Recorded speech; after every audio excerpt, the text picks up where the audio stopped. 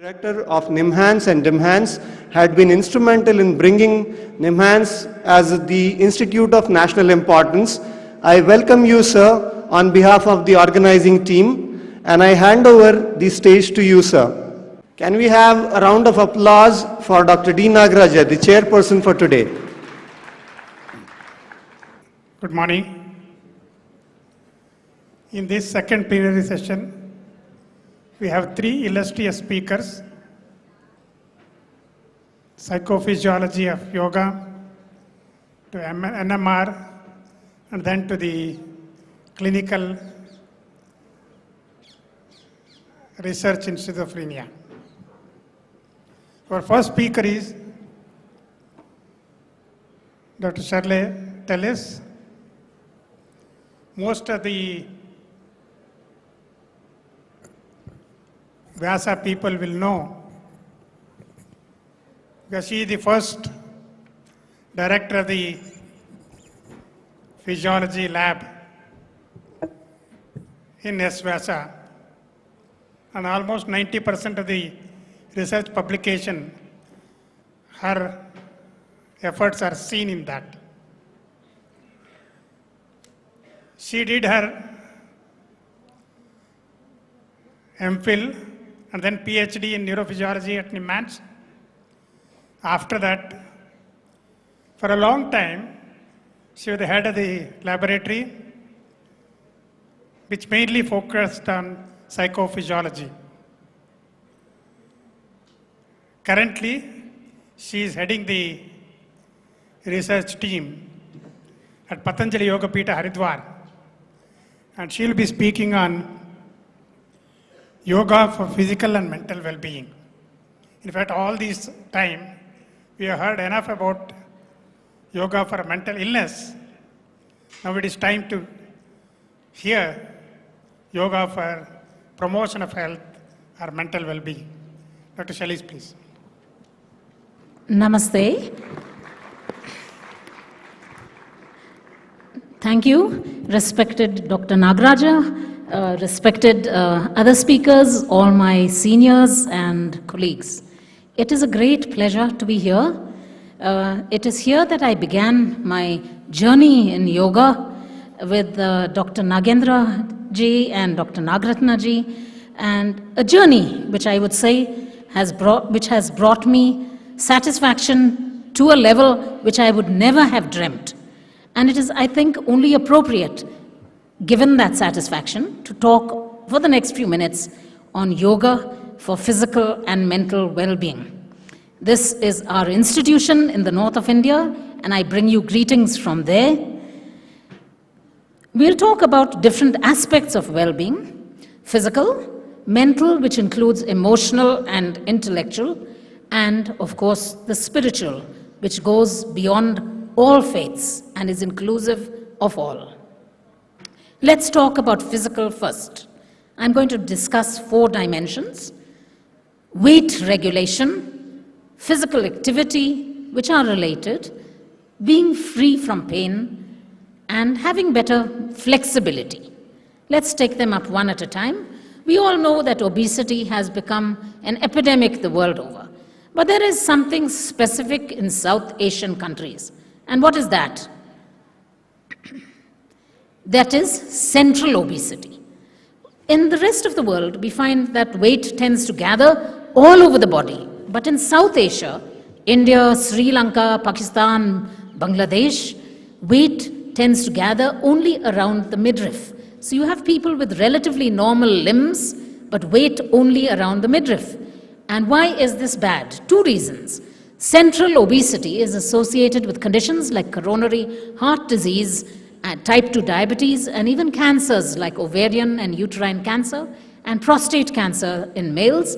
And also, it is difficult to lose this fat, particularly if it is packed not below the skin or subcutaneous, but if it is visceral between the organs. We have done studies in 2010 and 2011, the references are on the slide, which show that yoga helps to reduce central obesity. But whether it reduces visceral fat or just subcutaneous is something we are now going to look at. we are really interested in the mechanisms. Does yoga help us to feel more satisfied? And for that, there is a particular chemical which acts on the brain. It's called leptin, and it acts, I've been talking about this from 2009. It acts on the satisfaction center in the hypothalamus and has two effects. It tells us when we have eaten enough and we can stop eating. It was discovered in 1994 and is a very important chemical. It has triggered a whole lot of leptin diets, but we don't need to take it as a tablet from outside because it is produced by the fat cells themselves. So when our body starts increasing the number of fat cells, it produces its own natural appetite suppressant. And this natural appetite suppressant not only suppresses appetite, but also burns fat. So we did a randomized control trial on 60 people. It was a two-arm active intervention. Both were active interventions, yoga and walking, and a 15-day intensive residential program, 45 minutes 2 times in a day, yoga in one group, walking in the other group, around a fixed distance, not paced particularly. We looked at a whole lot of anthropometric measurements. We looked at biochemical measurements like the serum lipid profile, but I'm specifically going to present only the leptin changes. You can see here that both yoga and walking were good. Both of them increased this natural appetite suppressant, but the statistically significant change with repeated measures ANOVA and post-hoc analysis occurred with yoga. So both are good. After that, we have gone further into this, and in October of last year, we did a pilot study on 92 people.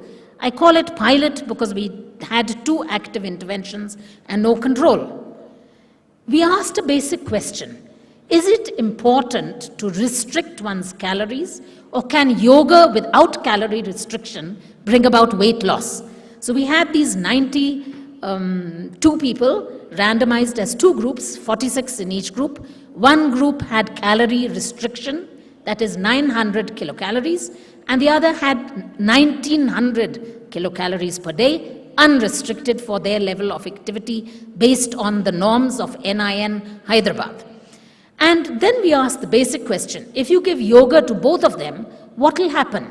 We looked at a range of variables, but I'm going to present 3. The body mass index, the body fat in body composition, and the leptin levels in the next 3 slides. You'll see. So you see on the left, you have the calorie restricted diet, and you see the purple graph is pre, the blue graph is post. Body mass index decreased. Calorie unrestricted, same reduction in body mass index. What about body fat? Again, the same thing. And increasingly, we were very excited about leptin. So we checked it in the 92 people, and we found a comparable increase irrespective of the diet. So it was yoga, not the diet, that was important. Why are we interested in this? Thank you. The reason is we are launching this February, and I would request all of you to give your intellectual inputs for this, a nationwide campaign to reduce obesity, which is something which is so troubling for our population. We are drawing people from the 29 states and the Union Territory of Delhi, taking 200 from each of them. We have each place there will be people trained to do anthropometric measurements, body composition, and all biochemical tests in the districts, in the states, and we target a population of 6,000 across the country. We hope 1 year from now we will have data on the anthropometric, biochemical, and psychological details. Why? Because we believe that yoga acts by helping to sustain weight loss by bringing about a notional correction. You have before you potato wedges and sour cream and cut apples. Which will you choose? You'll choose the apples, right? Because the brain has undergone a change where you prefer the crisp, tangy taste of an apple to deep-fried food. Moving on.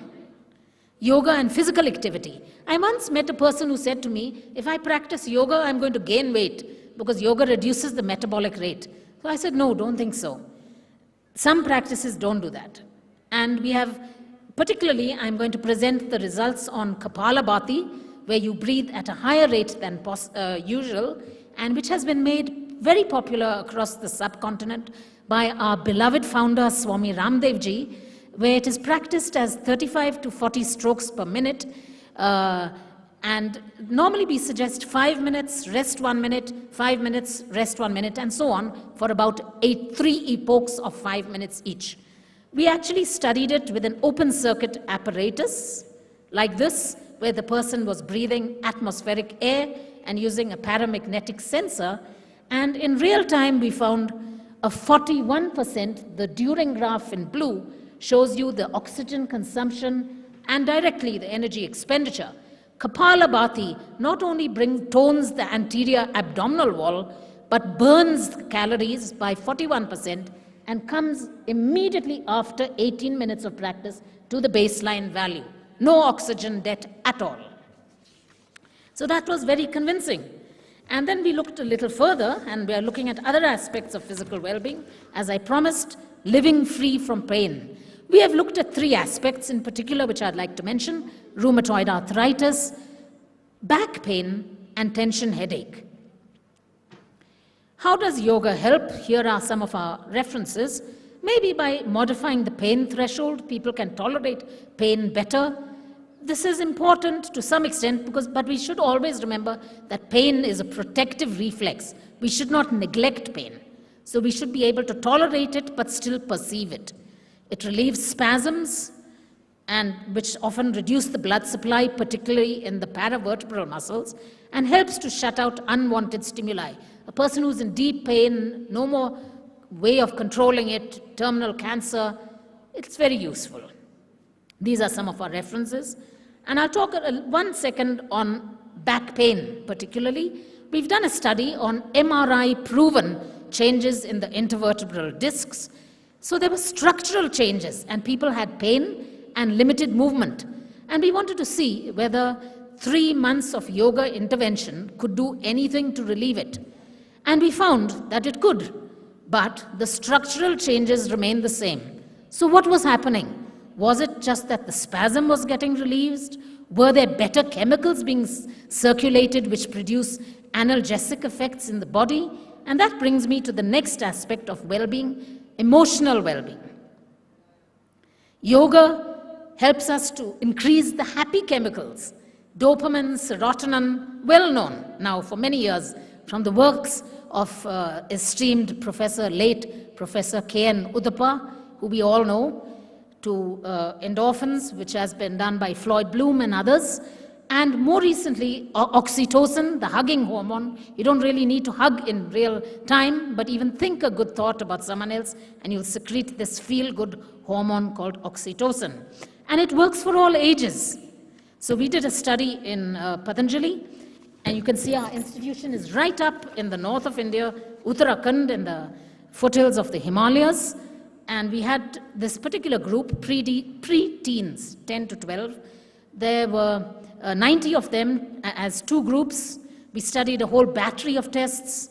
These are the kids, children, randomized as yoga and physical exercise. 3 differences between yoga and physical exercise. Yoga should always have awareness. Yoga should be synchronized with the breath. Yoga should be relaxed. What was the difference in the result? In terms of physical well-being, they did almost comparably. In terms of cognitive performance, comparable. In terms of behavior, in terms of academic scores, everything was almost the same. One difference was in their emotional measure, esteem, self-esteem. The physical exercise group actually did better than the yoga group in a between groups comparison in the repeated measures ANOVA. But the yoga group, in a post-pre comparison, did better in global self-esteem and in parental self-esteem. Very important, because sometimes preteens, if they think their parents don't think well of them, feel very low about themselves. And that brings us to what is self-esteem? Thinking good about ourselves. A cat looking in the mirror and seeing a lion a parrot seeing an eagle. That's what we should aim for. Our body image should not be influenced by the media, and we have evidence based on a randomized controlled trial to show that yoga can actually improve the sense of our body image. I won't go into details. I'm trying to keep it as short as possible. The other aspect, very important in children, is to, in education, balance the right and left brain functions. Today's education really emphasizes the left brain. Maths, physics. How many children who are excellent in maths will be advised, if they also like music, to take up a career as a violin player? Very few parents will suggest that. But it is important. We should have that right brain, left brain balance. The right brain allows us to be creative, intuitive, in touch with our emotions. And in fact, this was said by the person who first did the split brain experiment in the 1970s, Roger Sperry, that today's education tends to neglect, as you can see the line third from the bottom, the non-verbal form of intellect. Modern society, and you were saying this in 1970s, discriminates against the right hemisphere, but yoga facilitates it. And I'll just show that briefly.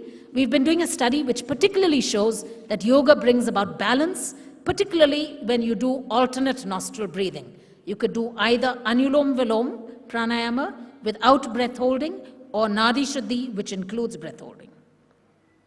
Moving on. What if a person has lots of stress? So we had this particular group, army personnel in the north of India.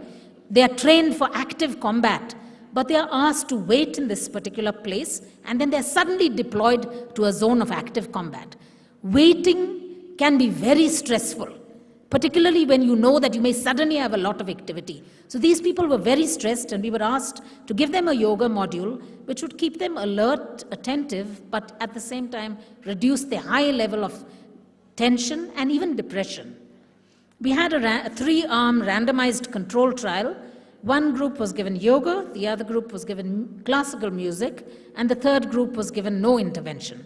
And the summary of the graph in the next slide is that both yoga and classical music improved attention and reduced anxiety. A combination. It may be very nice in your yoga class to add some music as well. Now we come to the last part. Can we use, how important is the intellect, the integrated approach of yoga therapy? So much wisdom in our ancient texts. We should use it. So this was a study actually which looked at 647 people who were undergoing residential treatment in our inpatient facility in Patanjali Yogpeeth, and we found that irrespective of their, I'll just go back a slide, sorry. Irrespective of the severity of their illness, whether it was borderline diabetes or terminal cancer, all of them had anxiety and depression. And the severity of the illness did not predict through regression analysis the level of anxiety or depression. So chronic illness is associated with anxiety and depression, and yoga can reduce it. That's just what these two slides say, in summary. And the other question we asked was, how important is it to have theory in your practice? So we had 300 people, randomized them as two groups. 150 had theory only, 150 had practice only. And we looked at their levels of anxiety. They were all highly stressed. And we found that both theory and practice can reduce the level of anxiety with a greater reduction with practice compared to theory. And that's summarized here. So I urge all of you who teach yoga, put up one thought from the ancient texts, from the Upanishads, from Patanjali's Yoga Sutras, in the yoga class. I'm really coming to the end. So I just want to share this one experience with you. Once I met a person, this was out of India, who said to me, I heard, be in the present. And this used to make me very angry, because if someone tells me be in the present, I'll be thinking about my illness, I'll be thinking about my mortgages, I'll be worried. But then when I was in the yoga class and I saw on the board, whiteboard, it was written, be in the present, then it meant something to me. So if you take a yoga class, put even a very simple saying up, it can reach a person in that mental state.